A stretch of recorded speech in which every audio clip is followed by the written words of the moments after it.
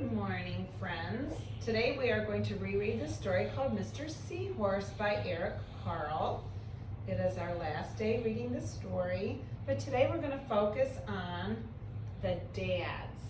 Which dads carry the eggs and care for the babies in the sea? Mr. Seahorse. Don't forget to notice the beautiful illustrations in the book. Mr. and Mrs. Seahorse drifted gently through the sea.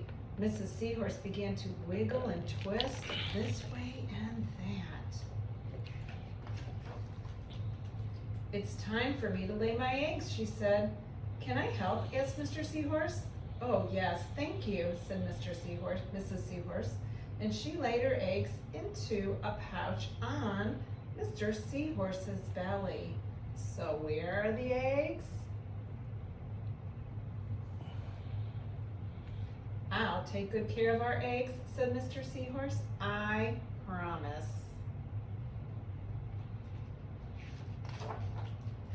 As Mr. Seahorse drifted gently, that means to move slowly, through the sea, he passed right by a group of trumpet fish hidden in a patch of reeds. And these are the reeds, the tall plants. And there's the trumpet fish. Look how they're pointing down. But before long, Mr. Seahorse met another fish. "How are you, Mr. Snickleback?" I always have to look at that twice, asked Mr. Seahorse. "Delighted," replied Mr. Snickleback. "I just built a nest, and right away Mrs. Snickleback laid her eggs into it. Now I am taking good care of them until they hatch." So who's taking care of the eggs in the nest? "Keep up the good work," said Mr. Seahorse, and swam on his way.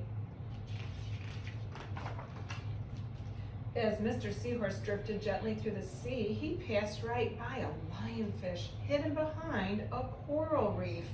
You look real close, see?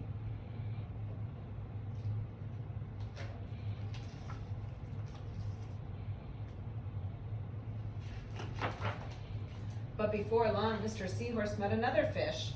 "How are you, Mr. Tilapia?" asked Mr. Seahorse. Mr. Tilapia couldn't answer. His mouth was full of eggs.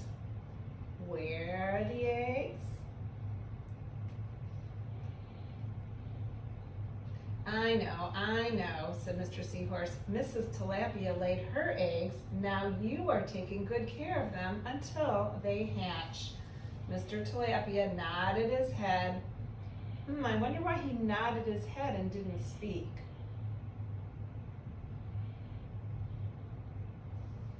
"You must be very happy," said Mr. Seahorse, and swam on his way.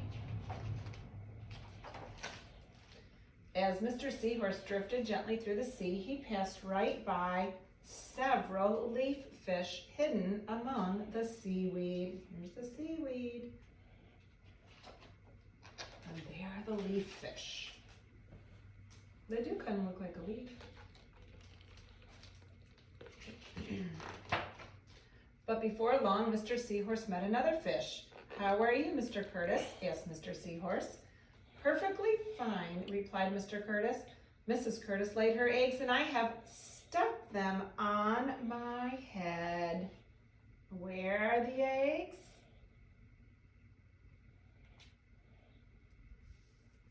"Now I am taking good care of them until they hatch." "You are doing a good job," said Mr. Seahorse, and swam on his way. So we have lots of daddies taking care of eggs in this story. As Mr. Seahorse drifted gently through the sea, he passed right by a stonefish hidden behind a rock. He looks kind of grumpy, doesn't he?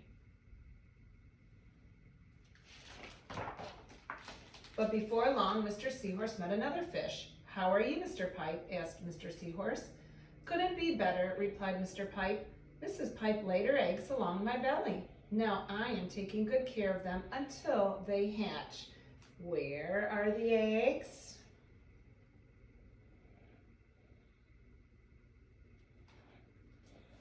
You should feel proud of yourself, said Mr. Seahorse, and swam on his way.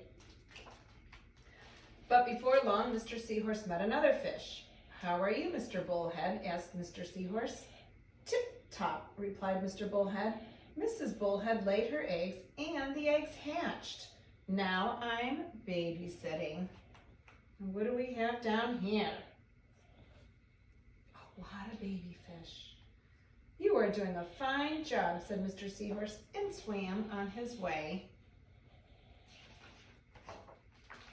The time had come for the seahorse babies to be born. Mr. Seahorse wiggled and twisted this way and that. At last the babies tumbled, that means rolled out, from Mr. Seahorse's pouch and swam away. One baby turned around and tried to come back into the pouch. Let's see which one tried to come back. Oh no, said Mr. Seahorse, I do love you, but now you are ready to be on your own.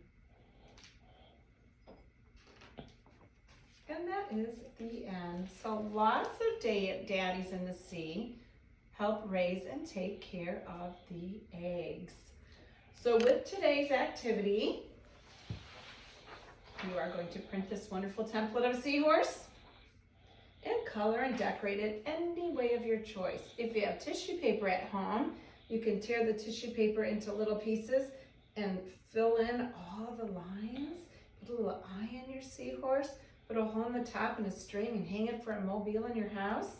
Or you can color it, or you can paint it, cut it out with the help of your parents, because this is very difficult to cut out, and I do not expect you to cut this out on your own. There's a lot of little edges.